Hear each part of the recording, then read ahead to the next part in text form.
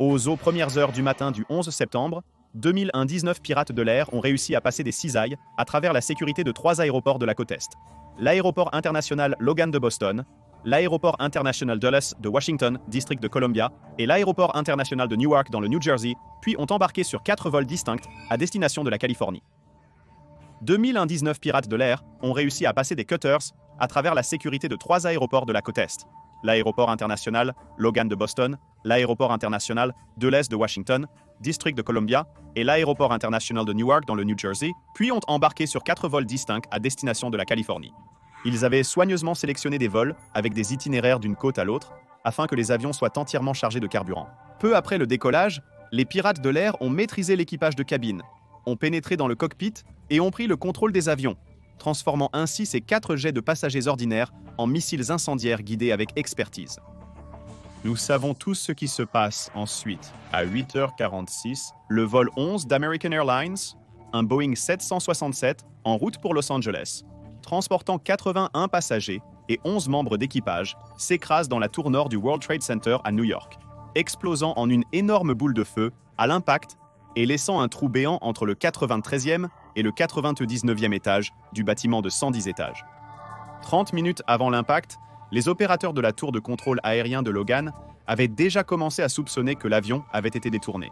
À 9h03, après avoir effectué un virage serré au-dessus du New Jersey, le vol 175 de United Airlines, également un Boeing 767, en route de Logan International à Los Angeles International Airport, avec 56 passagers et 9 membres d'équipage à bord, s'écrase dans la tour sud du World Trade Center, quelque part près du 80e étage. À 9h37, le vol 77 d'American Airlines, un Boeing 757, en route de l'aéroport international de Dulles à Los Angeles, avec 58 passagers et 6 membres d'équipage à bord, s'écrase sur le Pentagone à Arlington, en Virginie.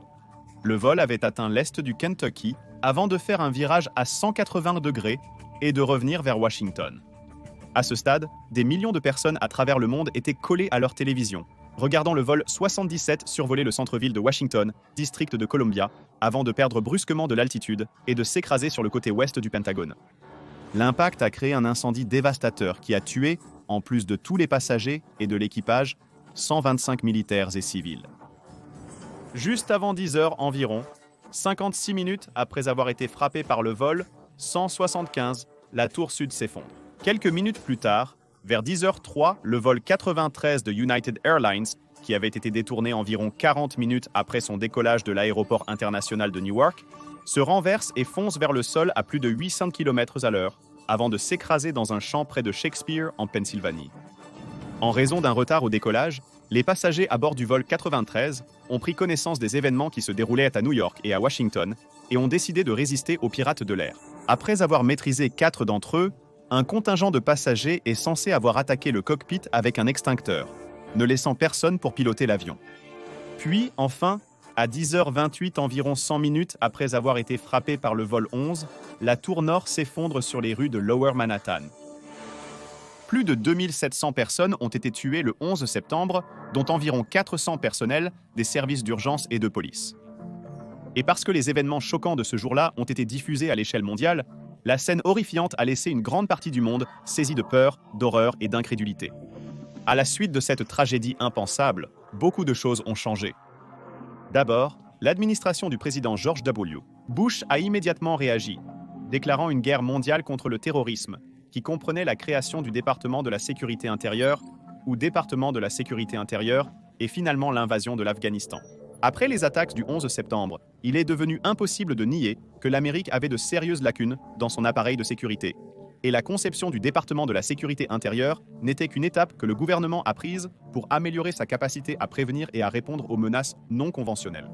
Allant plus loin, en 2002, le président Bush a introduit et plus tard signé la loi sur la sécurité intérieure, une législation destinée à rationaliser et à consolider diverses agences gouvernementales impliquées dans le domaine de la sécurité intérieure. Essentiellement, cela permettrait à 22 entités fédérales différentes de fonctionner sous le même parapluie. La création du département de la sécurité intérieure marquait une refonte significative de la stratégie de sécurité nationale américaine, visant principalement une meilleure coordination et partage d'informations, avec une approche unifiée face aux menaces potentielles comme le terrorisme, les cybermenaces et les catastrophes naturelles. Parmi les principales agences et entités qui ont été regroupées sous le département de la sécurité intérieure, on trouve l'administration de la sécurité des transports, ou administration de la sécurité des transports, le service secret des États-Unis, l'Agence fédérale de gestion des urgences, ou Agence fédérale de gestion des urgences, les douanes et la protection des frontières des États-Unis. Customs and Border Protection, l'immigration et les douanes des États-Unis. Immigration et les douanes des États-Unis, les services de citoyenneté et d'immigration, United States Citizenship, and Immigration Services, l'Agence de cybersécurité et de sécurité des infrastructures, aux agences de cybersécurité et de sécurité des infrastructures et la direction de la science et de la technologie, SET. Un autre changement majeur qui a eu lieu après le 11 septembre est que Oussama Ben Laden est devenu un nom familier, car il est devenu connu dans le monde entier comme le cerveau des attaques et le leader en première ligne d'Al-Qaïda, un groupe extrémiste transnational qu'il a fondé à la fin des années 1980, pendant la guerre soviéto-afghane. Laissé des corps éparpillés sur plusieurs continents, la brutalité et la détermination de Ben Laden l'ont régulièrement placé sur le radar de l'Agence centrale de renseignement et du Federal Bureau of Investigation. Dans les décennies avant le 11 septembre, Ben Laden avait déjà cultivé une réputation d'être un terroriste impitoyable et capable. Mais le problème de comment le trouver et le capturer n'avait pas encore été résolu. Cependant, une fois que les tours jumelles sont tombées, beaucoup de gens, certains au plus haut niveau du gouvernement, ont commencé à se demander sérieusement où diable Ben Laden se cache-t-il. Avant de plonger plus profondément dans cette question, cependant, jetons rapidement un coup d'œil à comment nous en sommes arrivés là. Pour comprendre où Ben Laden a fini, nous devons d'abord comprendre d'où il vient. Oussama Ben Laden était l'un des plus de 50 enfants nés de Mohamed Ben Laden, un milliardaire autodidacte qui a d'abord immigré en Arabie Saoudite en provenance du Yémen en tant que travailleur, mais qui superviserait plus tard un certain nombre de projets de construction luxueux pour la famille royale saoudienne. Au moment où Mohamed est mort, ironiquement, dans un accident d'avion en 1967, alors qu'Oussama n'avait que 10 ans, son entreprise était devenue l'une des plus grandes entreprises de construction au Moyen-Orient, et une relation étroite avait été établie entre la famille Ben Laden et la famille royale saoudienne. Le fils de Ben Laden continue ses études en administration des affaires à l'université King Abdulaziz à Jeddah. Durant cette période, il a étudié la religion avec deux mentors influents. L'un était Muhammad Qutba, un érudit islamique égyptien, et frère du célèbre revivaliste islamique Sayyid Qutb. Les deux frères étaient des membres éminents de la confrérie musulmane. L'autre influence religieuse du jeune Ben Laden était Abdullah Azzam, un érudit islamique sunnite palestinien, théologien, et l'une des figures clés associées au mouvement djihadiste naissant. On pense que ces années à l'université ont joué un rôle crucial dans la formation de l'avenir de Ben Laden en tant que leader d'Al-Qaïda, en influençant non seulement ses perspectives radicales, mais aussi en lui donnant les compétences dont il aurait besoin pour commercialiser efficacement l'organisation et son programme djihadiste. Et il n'a pas su à attendre longtemps, car lorsque l'Union soviétique a envahi l'Afghanistan en 1979, Ben Laden a rapidement perçu cela comme une agression directe contre la religion de l'islam et a rapidement été inspiré pour voyager à travers le pays pour lever des fonds au nom d'une résistance afghane. En 1984, il s'est associé à son ancien guide, Abdullah Azzam, pour recruter des résistants depuis le Pakistan. Ben Laden disposait non seulement de ressources financières significatives, mais il s'était également construit une réputation en tant que musulman dévoué et combattant courageux, faisant de lui le porte-drapeau idéal pour ce qui deviendrait le groupe terroriste Al-Qaïda quelques années plus tard. La résistance obstinée de Ben Laden et ses partisans a finalement réussi, entraînant le retrait des soviétiques d'Afghanistan. À cette époque, Ben Laden a été accueilli à bras ouverts en Arabie Saoudite, mais pas pour longtemps. Vu rapidement comme un radical dangereux par le gouvernement saoudien, Ben Laden s'est vu refuser, un an plus tard lors de l'invasion du Koweït, par Saddam Hussein, l'autorisation d'utiliser son réseau pour la défense nationale. Le gouvernement saoudien a sollicité l'aide des États-Unis, une trahison que Ben Laden ne pouvait tolérer, le poussant à partir pour le Soudan en 1991, lorsque les États-Unis dépêchèrent des troupes en Irak et au Koweït, déclenchant l'opération Tempête du désert. Tout au long du début des années 1990, Ben Laden et Al-Qaïda ont violemment combattu ce qu'ils percevaient comme la tentative des États-Unis d'établir leur domination dans le monde musulman. Ben Laden et Al-Qaïda ont violemment combattu ce qu'ils percevaient comme la tentative des États-Unis d'établir leur domination dans le monde musulman. Face à la pression de l'Occident, le Soudan a expulsé Ben Laden et ses partisans en 1996, moment auquel il a cherché refuge en Afghanistan. Sous la protection des talibans, Ben Laden et Al-Qaïda ont continué leur guerre sainte contre les États-Unis, incluant l'attentat de 1998 contre deux ambassades américaines. Ambassades, l'une au Kenya et l'autre en Tanzanie, où un total de 224 personnes ont été tuées, et l'attaque suicide contre l'United States Ship Call en octobre, 2000 qui a laissé 17 marins morts et près de 40 autres blessés. Dirigé par Ben Laden, fin 20e siècle. Al-Qaïda avait des membres en Arabie Saoudite, Yémen, Libye, Bosnie, Tchétchénie et Philippines, mais cela ne suffisait toujours pas à sa vision. Pas du tout. Selon Ben Laden, seule une attaque dévastatrice aux États-Unis pourrait convaincre ce pays de se retirer totalement du monde musulman. Entré Khalid Sheikh Mohammed, le militant pakistanais éduqué en Occident, qui a suggéré pour la première fois l'idée d'une attaque impliquant des pilotes formés écrasant des jets de passagers dans des bâtiments américains lors d'une réunion à Tora Bora, en Afghanistan, avec Ben Laden en 1996. Muhammad, membre senior d'Al-Qaïda, sera plus tard qualifié d'architecte principal des attaques du 11 septembre, du fait de son rôle majeur dans la planification et coordination de l'opération. Le succès indéniable du 11 septembre a montré au monde qu'Al-Qaïda n'était pas seulement omniprésent, mais aussi bien organisé. Le complot comprenait des réunions de planification en Malaisie, des opératifs prenant des leçons de vol aux États-Unis, une coordination de leaders vivant à Hamburg, in Allemagne, des transferts d'argent depuis Dubaï, et le recrutement de pays à travers le Moyen-Orient, ainsi que diverses autres activités qui étaient toutes finalement supervisées par la direction d'Al-Qaïda cachée en Afghanistan. Une autre conséquence non intentionnelle du 11 septembre a été l'augmentation de la cible sur Ben Laden. Après les attaques, tout le service de renseignement américain a été mobilisé pour le capturer ou le tuer. La Agence centrale de renseignement savait déjà que les talibans, qui avaient pris le pouvoir en Afghanistan en 1996 suite à l'occupation de l'Union soviétique, hébergeaient Ben Laden. Ils ne savaient juste pas exactement où. Ainsi, le 7 octobre, 2001, une coalition de forces américaines et britanniques a officiellement lancé l'opération Enduring Freedom avec une campagne de bombardements aériens de 5 jours contre plusieurs cibles connues d'Al-Qaïda et des talibans situés à Kandahar, Kaboul et Jalalabad. Un contingent composé de plus de 300 soldats des forces spéciales américaines et de 110 officiers de la Agence centrale de renseignement a rapidement suivi. Travaillant aux côtés de l'Alliance du Nord, une force de résistance militaire et politique déterminée à briser l'emprise des talibans sur le pays, la coalition dirigée par les États-Unis a rapidement capturé un certain nombre de bastions des talibans, y compris la capitale, Kaboul.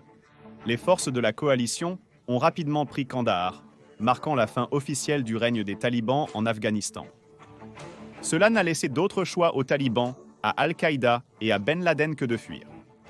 Malgré la répression rapide des talibans par la coalition, les troupes américaines resteraient cependant en Afghanistan pendant les 2 décennies suivantes, avant qu'un retrait mal orchestré ne soit finalement exécuté en août 2021. Malheureusement, les talibans ont vite repris le contrôle. Face à un examen rigoureux après le retrait désastreux et le retour rapide des talibans, le président Joe Biden a déclaré « J'étais le 4e président à avoir des troupes américaines en Afghanistan. 2 républicains, 2 démocrates, et je ne passerai pas cette guerre à un 5e. » À la suite du retrait, beaucoup ont spéculé que la guerre en Afghanistan aurait été beaucoup plus courte si Ben Laden avait été capturé ou tué. Mais il est impossible de dire avec certitude ce qui se serait passé si les forces de la coalition ne l'avaient pas manqué à Tora Bora, en 2001. Situé dans le district de Pashir Wa Agam, dans la province de Nangarhar à l'est de l'Afghanistan, Tora Bora est l'endroit où la chasse à Ben Laden a vraiment commencé. Essentiellement un complexe de grottes et de tunnels creusés dans le terrain montagneux, Tora Bora se trouve à environ 31 miles ou 50 km à l'ouest du col de Khyber, 30 miles ou 48 km au sud-est de Jalalabad et 6 miles ou 10 km au nord de la frontière de la province de Khyber, Pakhtunkhwa, au Pakistan. Tora Bora est accessible, jusqu'à un certain degré, seulement par des routes non pavées qui s'arrêtent à des miles de l'entrée du complexe de grottes. Dès lors, la seule possibilité est de terminer le trajet à pied. On pense que c'est l'un des terrains les plus inhospitaliers sur Terre. Il est également important de noter ici que Tora Bora n'est pas un lieu unique, mais plutôt une section de type forteresse des Montagnes Blanches. Couvrant un peu plus de 56 miles carrés, soit 90 km², il se caractérise par des vallées étroites, des crêtes couvertes de neige et des pics dentelés, certains atteignant des hauteurs de près de 377,96 mètres, soit 4300 mètres. Dans les années 1980, tout en combattant les soviétiques en Afghanistan, Ben Laden a transformé une grande partie de Tora Bora en une redoutable forteresse. Il a construit une route rudimentaire depuis Jalalabad et a utilisé des équipements lourds pour fortifier les grottes existantes, ainsi que pour en creuser de nouvelles. Il a également supervisé la construction d'une série de tunnels connectés qui permettraient aux combattants de se déplacer discrètement entre les lieux lors des engagements avec les troupes au sol soviétique. Lorsque les forces de la coalition et leurs alliés locaux ont commencé leur assaut sur Tora Bora en décembre 2001, Ben Laden et plusieurs centaines de ses hommes, la plus grande concentration connue de combattants d'Al-Qaïda à l'époque, se sont réfugiés dans les bunkers de Tora Bora alors qu'ils subissaient un bombardement incessant par les avions américains jusqu'à 100 frappes aériennes par jour. Et juste pour montrer qu'ils étaient sérieux, un élément des forces spéciales américaines a demandé le largage d'une bombe de 15 454 kg, connue sous le nom de Daisy Cutter, qui n'avait pas été utilisée au combat depuis le Vietnam, une bombe si massive qu'elle devait être roulée hors de la soute d'un avion cargo C-130. Hélas, moins de 100 commandos américains dans la zone ont demandé des renforts pour un assaut sur le complexe de grottes avec leurs alliés afghans, mais ont été refusés. Les demandes de déploiement de troupes américaines pour bloquer les éventuelles voies d'évasion à travers les montagnes vers le Pakistan ont également été rejetées. Et au final, les forces militaires américaines, y compris les équipes de tireurs d'élite et les divisions de l'armée et du corps des Marines très mobiles, ont été laissées sur la touche, laissant la tâche d'éliminer Bin Laden à une frappe aérienne chanceuse, à une milice afghane non formée ou au corps frontalier peu organisé du Pakistan. Et lorsque la poussière s'est déposée aux alentours du 16 décembre, les craintes de nombreux dirigeants militaires sur le terrain se sont réalisées et Ben Laden et une suite de gardes du corps ont fini par sortir de Tora Bora et disparaître à travers la frontière dans la zone tribale non réglementée du Pakistan. Personne n'était content de l'évasion de Ben Laden, mais beaucoup ont reconnu que les chances étaient contre eux dès le début. En 2001 même, si les forces d'opération spéciales étaient bien établies à travers le monde, elles étaient une ressource relativement inexploitée. Ce genre d'opération non conventionnelle, comme ce qui s'est finalement passé à Tora Bora, était largement non prouvé auparavant. Du fait du caractère clandestin de nombreuses unités d'opération spéciales, beaucoup de hauts responsables gouvernementaux et d'officiers militaires réguliers, ayant le pouvoir de les utiliser si nécessaire, ignoraient même leur existence ou leur capacité. Un autre aspect difficile de la mission Tora Bora était la configuration complexe des seigneurs de guerre afghans. Malgré le fait que beaucoup des groupes de miliciens étaient anti-talibans, les agents de l'Agence centrale de renseignement, travaillant avec eux, ne pouvaient garantir leur soutien sans leur remettre des sacs de sport remplis de dollars américains, et encore moins alors. La Agence centrale de renseignement savait que leurs seules options étaient de les acheter, de les soudoyer ou de les combattre, ce qui rendait le choix des alliés de la coalition douteux au mieux. Certains seigneurs de guerre, anciens ennemis, ont demandé un supplément pour coopérer, tandis que d'autres avaient déjà combattu avec Ben Laden durant l'invasion soviétique. Cela questionnait leur allégeance, mais ils connaissaient bien le terrain.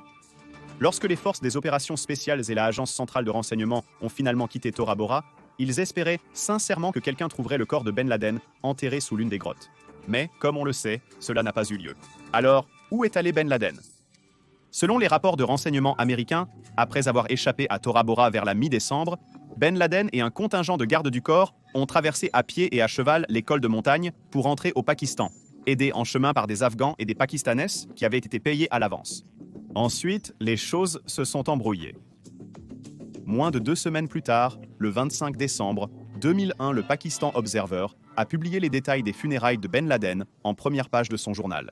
L'histoire affirmait qu'un leader taliban anonyme avait confirmé que Ben Laden était mort de cause naturelle à Tora Bora, mais 2 jours plus tard, la chaîne de télévision arabe Al Jazeera diffusait une vidéo de 30 minutes d'un Ben Laden fatigué, mais bien vivant, vêtu d'un uniforme militaire. Comme preuve que c'était lui, il date verbalement la vidéo, affirmant qu'elle a été enregistrée 3 mois après l'attaque bénie contre les États-Unis et 2 mois après le début de l'agression vicieuse de l'Occident contre l'islam. Il n'a cependant pas dit où il se trouvait lorsqu'il a fait l'enregistrement. Dans les années suivantes, les forces militaires américaines l'ont recherché le long de la frontière entre l'Afghanistan et le Pakistan, mais les détails exacts de sa localisation sont restés flous. On croit largement qu'il a cherché refuge dans la région montagneuse entre l'Afghanistan et le Pakistan, se déplaçant souvent entre différents endroits, probablement avec l'aide de sympathisants locaux d'Al-Qaïda. En plus d'autres endroits, on pense que la famille Ben Laden a passé du temps à la fois dans la ville frontalière de Peshawar et dans la vallée rurale de Swat. Peshawar, capitale de la province de Khyber Pakhtunkhwa au nord du Pakistan, est peuplée de près de 2 millions d'habitants, se situe à l'ouest de la rivière Bara, tributaire de la rivière Kaboul, près du col de Khyber. Autrefois un centre historique important pour les voyages en caravane et le commerce entre l'Afghanistan et d'autres pays d'Asie centrale, Peshawar est aujourd'hui relié par autoroute et par rail à Lahore, Rawalpindi, Hyderabad et Karachi, et par avion à Rawalpindi, Chitral et Kaboul, en Afghanistan. Et bien que l'activité des talibans dans cette région ait augmenté régulièrement au début des années 2000, Elle n'est devenue un problème majeur qu'en 2009, juste 2 ans avant que Bin Laden ne soit tué. Il y a ensuite la vallée de Swat, également connue sous le nom de Suisse du Pakistan, un district de la division de Malakand de la province de Khyber Pakhtunkhwa entourant la rivière Swat, avec une altitude moyenne de 367,06 mètres, une superficie totale de 2061 miles carrés ou 5337 km², et une population d'environ 2,3 millions d'habitants. Cela aurait été un excellent endroit pour Ben Laden pour se cacher, étant donné que la région est complètement entourée par les montagnes Hindu Kush et contient un certain nombre de sous-vallées moins peuplées, comme Kalam, Bahrain, Matiltan, Utror et Gabral. Il a également été dit que Ben Laden et sa famille ont vécu pendant près de 2 ans et demi dans le village de Chaksha Muhammad, dans le district voisin de Haripur, également dans la province de Khyber Pakhtunkhwa. Ce qui est le fait le plus probable, c'est que Ben Laden a régulièrement changé de lieu, se déplaçant entre des groupes sympathisants ou des lieux dans le nord du Pakistan, avant de s'installer définitivement à Abbottabad, fin 2005 ou 2006, peut-être fatigué, après des années de fuite. Grâce à une longue et intense campagne de collecte d'informations menée par la Agence centrale de renseignement et d'autres agences de renseignement, nous savons qu'à un moment donné, en 2004, Ben Laden a organisé l'achat de quelques petits terrains contigus, juste au nord-est du centre-ville d'Abbottabad. La propriété aurait été achetée par le coursier de Ben Laden, Abu Ahmad al-Kuwaiti, et était située au bout d'un chemin de terre, à un 383,4 mètres, au sud-ouest de l'Académie militaire du Pakistan, à Bilal Town. Ensemble, les lots couvraient une superficie d'environ 3732 mètres carrés, soit 3500 mètres carrés, et coûtaient environ $48 000, soit environ 13 776 000 roupies pakistanaises. Immédiatement après l'acquisition de la propriété, Al-Kuwaiti a engagé une agence d'architecture locale pour élaborer des plans pour un grand bâtiment de 2 étages, avec des critères très spécifiques. Le rez-de-chaussée devrait comprendre 4 chambres, 3 salles de bain et une cuisine. Et le premier étage devrait avoir 4 autres chambres et 4 salles de bain. Néanmoins, une fois la production quasi achevée, Al-Kuwaiti a demandé à l'entrepreneur d'ajouter un 3e étage non prévu dans les plans approuvés. L'étage supplémentaire comportait une chambre, un bureau, une salle de bain, une cuisine et une couche de film d'intimité sur les rares fenêtres de cet étage. Cela deviendrait le repère secret de Ben Laden. Parmi les autres caractéristiques de confidentialité et de sécurité du complexe, figuraient des murs de 2 mètres de haut autour du bâtiment principal et un épais mur de 5,5 mètres de haut, surmonté de fils de rasoir entourant tout le complexe.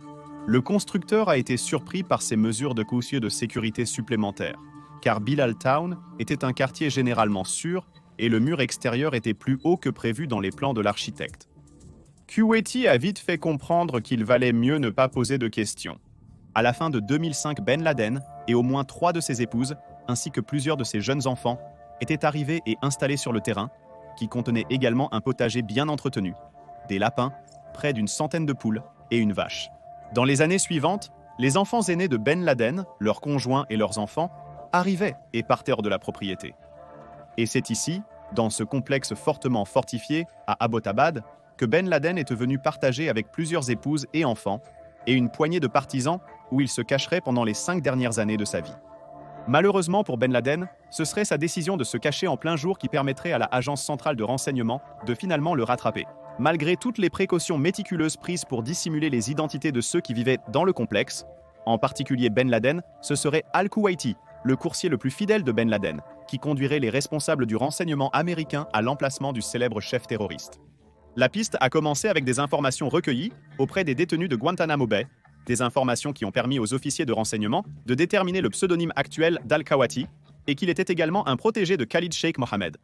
Grâce à ces informations, en 2007, la Agence centrale de renseignement a pu découvrir le vrai nom d'Al-Kuwaiti et 2 ans plus tard, et après beaucoup de recherches, qu'il vivait à Abbottabad, une ville située dans la vallée d'Orache, dans la région de Hazara, de la province de Khyber Pakhtunkhwa, à environ 35 miles au nord d'Islamabad. Cette découverte a considérablement réduit leur zone de recherche, et fin 2010, en utilisant des images satellites et des rapports de renseignement, la Agence centrale de renseignement a pu lier Al-Kuwaiti au complexe et commencer à surveiller ses habitants. Les experts en contre-espionnage ont rapidement conclu que le complexe avait effectivement été construit sur mesure dans le but de cacher l'identité de quelqu'un d'une grande importance. Mais malgré leurs efforts, ils ne pouvaient pas être sûrs que c'était Ben Laden, jusqu'à ce qu'ils entrent à l'intérieur. Parce qu'il y avait clairement des femmes et des enfants vivant sur les lieux, Même si cela a été discuté, simplement bombarder tout le complexe en poussière n'était pas une option, ou du moins pas l'option la plus diplomatique. C'était de loin leur tentative la plus proche de localiser Ben Laden en 10 ans, et ils n'allaient pas répéter l'erreur commise à Tora Bora. En avril 2011, le président Obama a autorisé l'équipe MER, Air et Terre 6, à réaliser un raid sur le complexe. Et le 1er mai à 13h25, 22h25, à Abbottabad, le président Obama, ainsi que d'autres hauts responsables, ont officiellement approuvé l'exécution de l'opération Neptune Spear. Moins de 30 minutes plus tard, à 22h51 heure locale, 2 hélicoptères Black Hawk furtifs transportant 23 équipes navales de la mer, de l'air et de la terre. Un interprète et un chien de combat détecteur de bombes décollent sous le couvert de l'obscurité depuis l'aérodrome de Jalalabad, dans l'est de l'Afghanistan. 1h39 minutes plus tard, à 1h30, les 2 Black Hawks arrivent au-dessus du complexe dans le centre d'Abbottabad, mais lors de l'atterrissage, le rotor de queue d'un des hélicoptères heurte le mur extérieur et s'écrase dans l'enclos pour animaux. Personne n'est blessé et la mission continue sans interruption. À 1h33, les équipes maritimes, aériennes et terrestres utilisent des explosifs portables pour pénétrer rapidement dans le complexe. Pendant que les équipes maritimes, aériennes et terrestres avancent donc dans la maison, ils immobilisent les non hostiles avec des colliers de serrage et éliminent tout individu hostile, dont un des fils de Bin Laden. À 1h39 seulement, 9 minutes après leur arrivée sur la cible, l'équipe localise Ben Laden au 3e étage du complexe et tire rapidement plusieurs coups de feu, tuant Ben Laden. À 1h55, plusieurs membres de l'équipe, SIA, Air and Land, 6 déplacent le corps de Ben Laden au 1er étage du complexe, le placent dans un sac mortuaire et se préparent à l'extraction. Après avoir collecté autant d'informations que possible du complexe, à 2h05, le premier hélicoptère décolle vers Jalalabad. À 2h08, les membres restants de l'équipe détruisent le Black Hawk, abattu à l'aide d'une grenade incendiaire, et sont immédiatement extraits par un hélicoptère de secours. Du début à la fin, l'ensemble de l'opération qui a tué le terroriste le plus recherché du monde n'a duré que 40 minutes. C'était aussi le fruit de plusieurs années de collecte d'informations, de planification stratégique et de formation d'élite. Plus tard dans la journée, des tests acides désoxyribonucléiques ont confirmé que l'homme tué au 3e étage était bien Oussama Ben Laden. Le corps a ensuite été transporté sur plus de 1000 km jusqu'à un porte-avions de la marine américaine, l'United States Ship Carl Vinson, où il a été enveloppé dans un simple drap blanc et immergé dans la mer d'Arabie du Nord. Bien que les funérailles en mer ne soient pas courantes dans la tradition musulmane, les États-Unis, les responsables ont souligné avoir tout fait pour enterrer Ben Laden selon les rites funéraires islamiques traditionnels. Ils ont dit que la décision était basée sur divers facteurs politiques, religieux et logistiques. Il y avait une préoccupation réelle à ce que son enterrement sur terre transforme sa tombe en sanctuaire, ou lieu de pèlerinage, inspirant encore ses adeptes. Pour respecter la tradition islamique, il devait également être enterré dans les 24 heures suivant sa mort. La cérémonie funéraire improvisée de Ben Laden a eu lieu sur un porte-avions de la marine avec des milliers de membres d'équipage, mais peu étaient présents. En fait, moins d'une douzaine d'officiers et de membres d'équipage supérieurs à bord de l'United States Ship Carl Vinson savaient de même que l'enterrement avait lieu. Suite à l'annonce du décès de Ben Laden, les autorités américaines ont dû déterminer si elles devaient publier les photos du corps qu'elles affirmaient en posséder. La diffusion des photos aurait pu démentir les rumeurs de survie de Ben Laden, mais le président Obama a choisi de ne pas le faire. Il ne voulait pas que les photos explicites soient non prises pour des trophées ou provoquant les partisans de Ben Laden. Au final, l'assassinat d'Oussama Ben Laden a été considéré comme une victoire majeure dans l'effort mondial continu pour combattre le terrorisme et a marqué un moment significatif pour le gouvernement américain, ainsi que pour le peuple américain. La localisation et neutralisation du leader d'Al-Qaïda par le gouvernement américain, étape cruciale pour l'avenir des opérations de lutte contre le terrorisme, a été largement soutenue et accueillie avec soulagement aux États-Unis. La mort de Ben Laden a également eu une signification particulière pour les familles de ceux qui sont morts le 11 septembre, qui pourraient en quelque sorte sentir que justice avait enfin été rendue. Examinons pourquoi les États-Unis n'ont pas bombardé Tokyo avec une bombe nucléaire et la formation d'Israël.